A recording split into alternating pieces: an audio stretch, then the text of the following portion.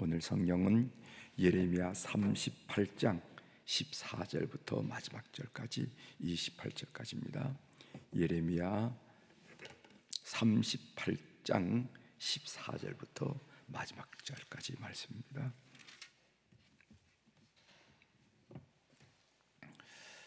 이제 예레미야 38장 14절부터 봉독해 드리겠습니다. 시드기야 왕이 사람을 보내어 선자 예레미야를 여호와의 성전 셋째 문으로 데려오게 하고 왕이 예레미야에게 이르되 내가 내게 한 가지 일을 물으리니 한마디도 내게 숨기지 말라. 예레미야가 시드기야에게 이르되 내가 이 일을 왕에게 아시게 하여도 왕이 결코 나를 죽이지 아니하시리이까? 가령 내가 왕을 고난다 할지라도 왕이 듣지 아니하시리이다.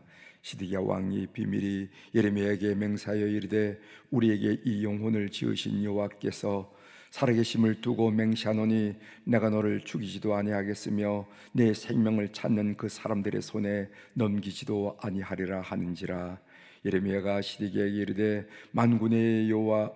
만군의 하나님이신 이스라엘의 하나님 여호와께서 이와 같이 말씀하시되 내가 만일 바벨론의 왕의 고관들에게 항복하면 내 생명이 살겠고 이 성이 불사름을 당하지 아니하겠고 너와 내 가족이 살려니와 내가 만일 나아가서 바벨론의 왕의 고관들에게 항복하지 아니하면은 이 성이 갈대인의 손에 넘어가리니 그들이 이 성을 불사를 것이며 너는 그들의 손을 벗어나지 못하리라 하셨나이다. 시드기야 왕이 예레미야에게 이르되 나는 갈대아인에게 항복한 유다인을 두려워하노라. 염려하건대 갈대아인이 나를 그들의 손에 넘기면 그들이 나를 조롱할까 하노라 하는지라. 예레미야가 이르되 그 무리가 왕을 그들에게 넘기지 아니하리이다.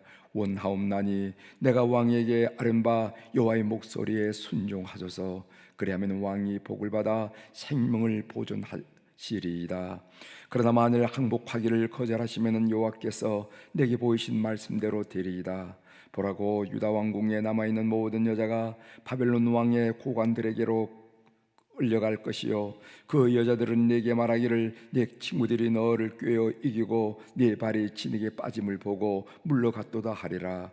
내 아내들과 자녀는 갈대아인에게로 끌려가겠고 너는 그들의 손에서 벗어나지 못하고 바벨론 왕의 손에 잡히리라.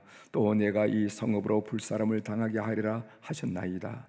시드기야가 예레미야에게 이르되 너는 이 말을 어느 사람에게도 알리지 말라. 그러면 내가 죽지 아니하리라. 만일 고관들이 내게 너와 말하였다 함을 듣고 와서 내게 말하기를 내가 왕에게 말씀한 것을 우리에게 전하라. 우리에게 숨기지 말라. 그러면 우리가 너를 죽이지 아니하리라. 또 왕이 내게 말씀한 것을 전하라 하거든 그들에게 대답하되 내가 왕 앞에 간구하기를 나를 요나단의 집으로 되돌려 보내지 마소서. 그리하여 거기서 죽지 않게 하옵소서 하였다 하라 하니라. 모든 고관이 예레미야에게 와서 물으매 그가 왕이 명령한 모든 말대로 대답하였으므로 일이 탈로 되지 아니하였고 그들은 그와 더불어 말하기를 그쳤더라. 예레미야가 예루살렘이 함락된 날까지 감옥 뜰에 머물렀더라. 아멘. 28절까지 함께 교독했습니다.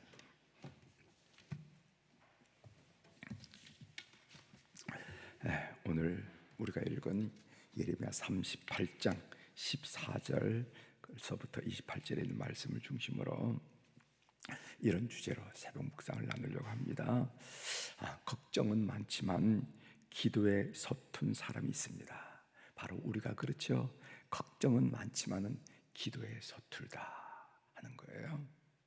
이런 일 저런 일 말하면은 밤잠을 자지 못할 정도로 걱정은 많이 하지만은 하루를 금식을 한다거나 무슨 3일을 금식한다거나 한 달을 오전 금식을 한다거나 하면서 하나님께 매어달리고 하나님께 집중하는 일을 아주 현대 교인들은 서툴러 해요. 서툴러. 저희들이 어렸을 때 옛날에 보면은 어디 가세요? 기도하러 간다. 이렇게 해서 기도원에서 한 일주일 동안 기도하고 내려오시는 분들을 주변에서 많이 봤습니다. 그런데 요즘 그런 일이 서툴러. 그래서 걱정은 많이 하지만은 기도에 서툰 우리들을 하나님 앞에 드러내놓으면서 함께 말씀을 나누고자 합니다. 삶이란 선택입니다. 무엇을 선택하느냐 따라서 그 삶이 달라지죠. 선택은 적절한 시기에 해야 됩니다. 서둘러서도 안 되고, 그리고 미적거려서도 안 됩니다. 선택은 올바른 선택이어야 됩니다. 잘못된 선택을 하게 되면은 불행을 자초하게 되는 것도 우리가 알게 됩니다. 제가 우리 교회 부목사 시절, 그러니까 1989년도입니다. 1989년도에 선교 비전을 품고 기도를 했습니다.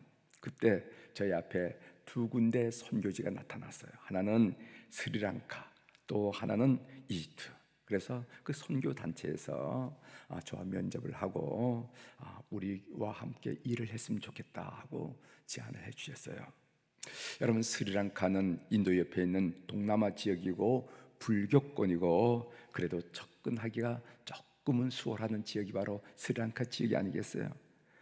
이집트는 어떤 지역이냐면 중동 지역이고 이슬람권이고, 그 당시 우리들에게 생소한 지역이 바로 이집트였습니다.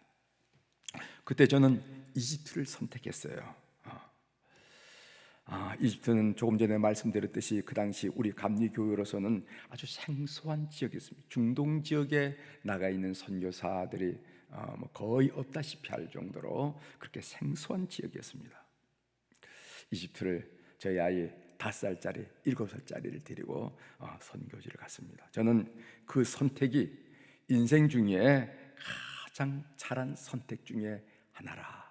그리고 그런 선택을 할 수 있도록 하나님께서 인도하시고 용기 주신 하나님께 지금도 감사를 드리고 있습니다. 여러분들 인생 중에 선택할 일들이 많이 있잖아요. 저는 이 아내를 만난 것이 인생 중에 최고의 선택입니다. 이런 얘기를 하는데, 인생 중에 제가 최고의 선택 중에 하나를 말하라 한다고 그런다면은 제가 선교사로서 이집트를 선택한 이 일이 가장 잘된 선택이 아니었겠는가, 이렇게 말씀을 드릴 수 있는 그런 내용이 되겠습니다. 오늘 본문 내용입니다.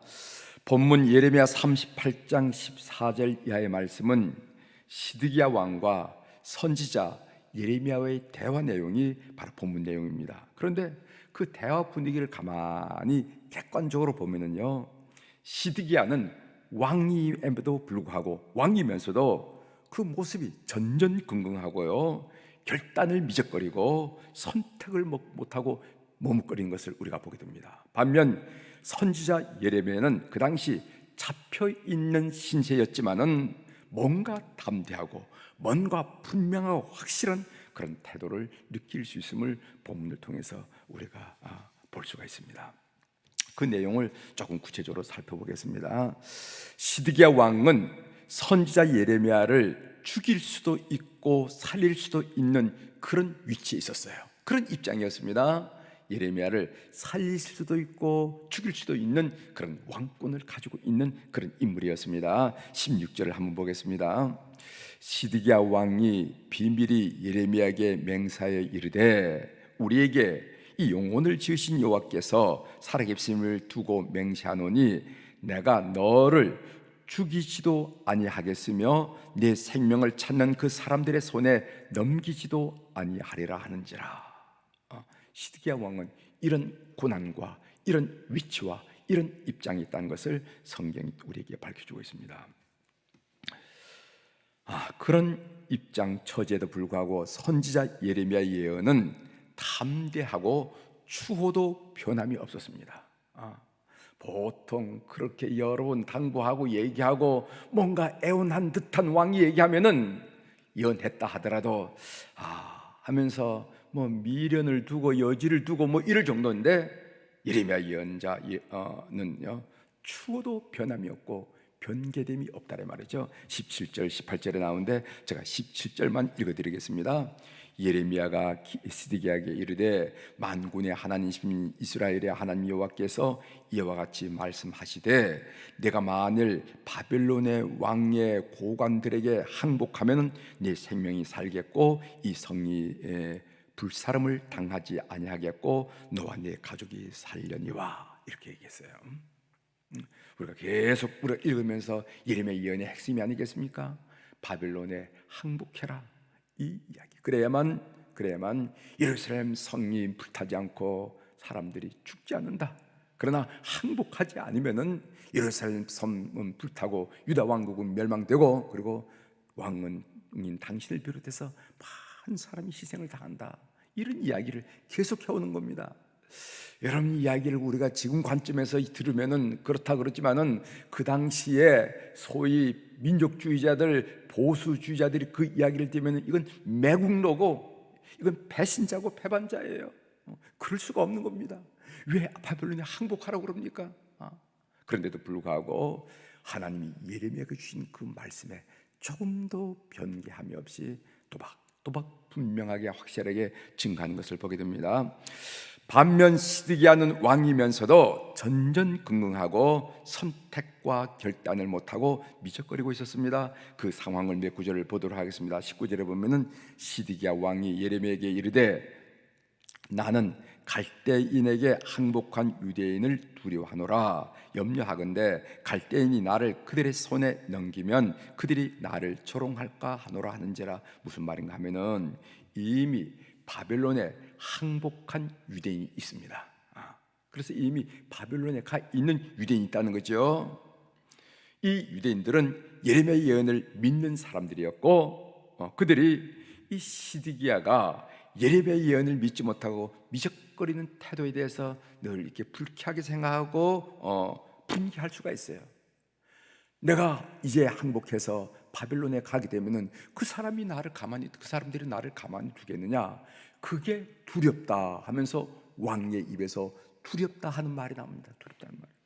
또 24절을 한번 보겠습니다. 시드기야가 예레미야에게 이르되 너는 이 말을 어느 사람에게도 알리지 말라. 그리하면은 네가 죽지 아니하리라. 이 말씀은요, 시드기야 왕과 예레미야의 대화를 비밀에 붙여달라 하는 시드기야 왕의 이야기입니다. 왕치고 너무 유약하고 답답하지 않나요? 왕이면 왕이었지, 너하고 나하고 속삭였던 이 비밀스러운 얘기는 다른 사람에게 알리지 말라. 이게 뭐 조금 이상하지 않나 하는 이런 그런 느낌을 우리가 보게 됩니다. 왜 시드기야 왕이 왕이면서도 전전긍긍하고 선택과 결단을 못 내리고 미적거리고 있을까? 왜 왕이면서도? 그것은 생각이 많고 걱정이 많기 때문에 그래요. 생각이 많고 걱정이 많고. 이에 대해서 예레미야가 20절부터 23절까지 말하는데, 그 한마디 20절부터 23절에 나온 그 예레미야의 말을 한마디로 요약하면 뭐냐면은, 왕이 하나님의 뜻을 따르면은 걱정할 일이 생기지 않을 것입니다. 이렇게 얘기할 수 있을 거예요.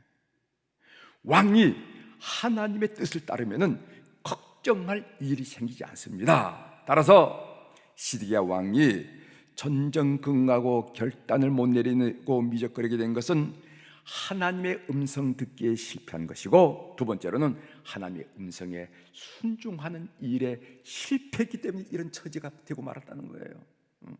기억하십시오. 왜 시드기야가 왕임에도 불구하고 이렇게 전전긍긍하고 결단을 못 내리고 미적거리면서 이런 태도였나요? 결국 시드기야는 눈이 뽑히고 망하고 말죠.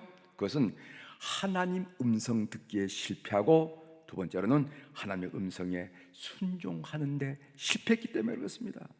왕이 하나님의 뜻에 따르면 걱정할 일이 생기지 않을 것입니다. 이렇게 얘기했다는 거예요. 그는 걱정은 많았지만은 기도가 적었고, 그는 생각은 많이 했지만은 하나님의 음성을 듣는 데는 서툰 사람이었다는 것이죠. 만일 그가 하나님의 음성 듣기에 성공하고 하나님의 음성에 순종했다면은 하나님의 은혜와 능력에 기초한 선한 존재감으로 충만했으리라, 이렇게 여겨집니다. 그래서 그는 담대함과 용기를 가지고 추진력과 인내로 우뚝 서게 되었을 것이다, 이렇게 예상이 되는 그런 상황이라는 것입니다. 여러분, 우리 교회 담임 목사님으로서 우리 신석구 목사님 3.1운동 독립선언문에 서명하는 이 일, 독립운동에 참여하는 이 일, 친구인 오하영 목사, 종교교회 오하영 목사께서 제안을 했습니다. 나라가 위기에 있으니까 바로 이 일을 위해서 우리가 참여해야 되지 않겠는가? 그때 신석구 목사님은요, 친구 눈치 보고 친구 입장 살피고 이렇게 저렇게 생각을 많고 이렇게 결정하지 않았습니다. 친구 얘기를 듣고 그렇다면 하나님께 기도해 보겠네. 그러면서 하나님께 새벽 기도마다 기도한 제목이 뭡니까? 신앙인으로서 이런 정치에 참여하는 것이 옳습니까? 그럽니까? 두 번째로는 신앙인이, 기독 신앙인이 다른 종교인들과 협력하고 연합하는 일이 옳습니까? 그럽니까? 진지하게 하나님 앞에 질문 드렸고 하나님의 응답을 받고 그는 참여했습니다. 하나님의 응답을 받았고 참여했기 때문에 그는 끝까지 추워도 흔들림 없이 선한 존재감으로 우리 민족사에 우뚝 서게 됐다는 것을 여러분이 아시지 않습니까? 다른 분들은 하다가도 변절도 하고 뭐 이렇게 된 이 3.1 운동에 그 독립선에 참여하는 우리 사람들 보면 변절한 얘기도 우리가 듣잖아요. 그러나 이 신석구 목사님 그때 하나님 앞에 선한 능력으로 선한 결정을 한 다음에 선한 능력으로 추워도 흔들림 없이 우리 민족사회에서 우뚝 서게 됐다는 것을 우리 알게 됩니다. 삶의 적용으로 말씀드립니다. 여러분은 인생의 선택과 결단의 순간을 어떻게 맞이해왔고 맞이하고 맞이할 것입니까? 상황에 맡길 것입니까? 아니면 미적거리실 것입니까? 아니면 하나님과 기도할 것입니까? 기도하면서 여러분 선한 능력으로 우뚝 서는 우리 교우들이 되기를 주 이름으로 고면합니다. 기도하시겠습니다.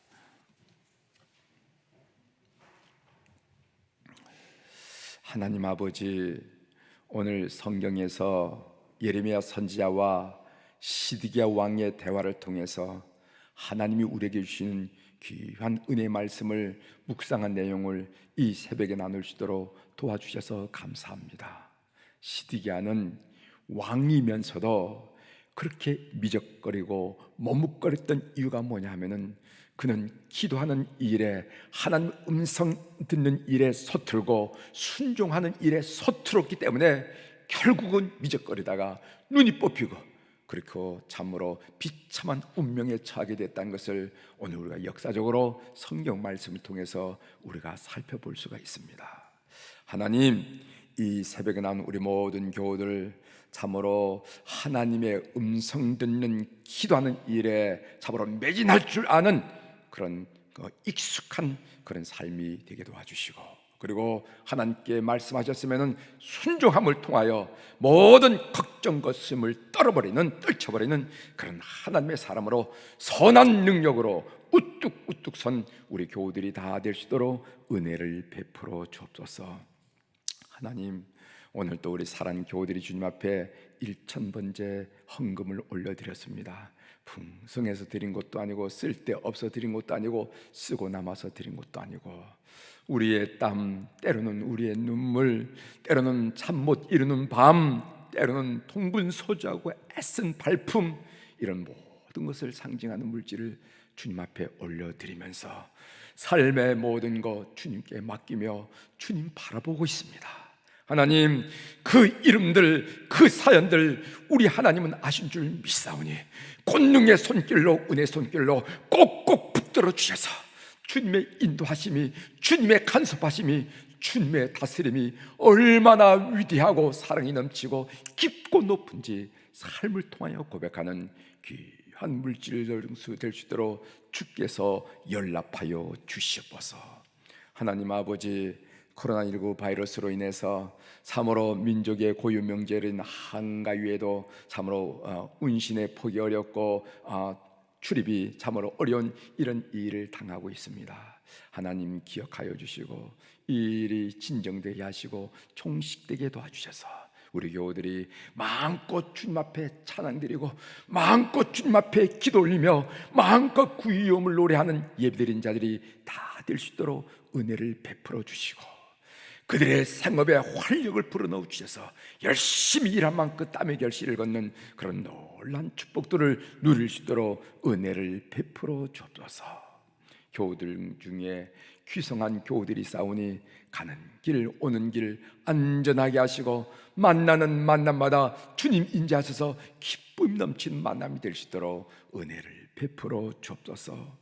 하나님, 우리의 자손들, 우리의 자녀들, 그리고 우리가 손자, 소녀들을 오늘 또 이 새벽에 주님 앞에 올려드리며 주님의 붙드심만이 가장 견고하고 안전함을 믿고 우리가 간구를 드리오니 주께서 기억하여 주시옵소서. 해외 나가서 직장 생활로, 사업으로, 유학으로 우리의 품을 떠난 자녀들이 있습니다. 주님 기억하여 주시옵소서.